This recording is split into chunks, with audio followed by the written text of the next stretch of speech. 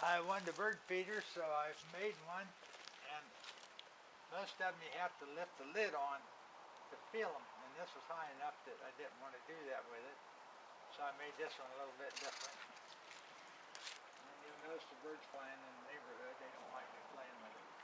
So you pull this pin out underneath the bottom, and you slip it out, and you slide the whole feeder down. Now, this feeder has a soot feeder on both sides, but I can fill both sides up from the right side by just flipping.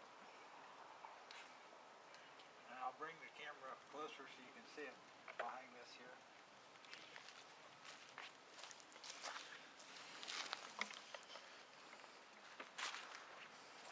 What you'll notice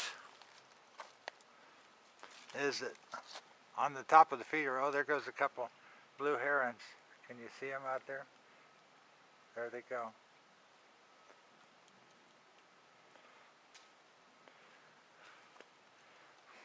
And there's a little buddy down there visiting right there.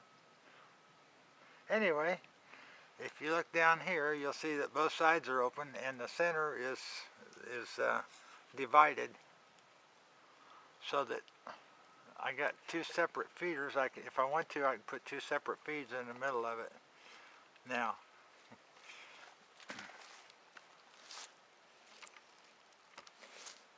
okay, here we go.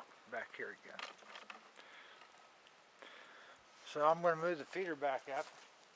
So if I want to put food in this side and this side, and then I just lift it up, slide it up here and hold it up, and push the pin in, and that holds the feeder up.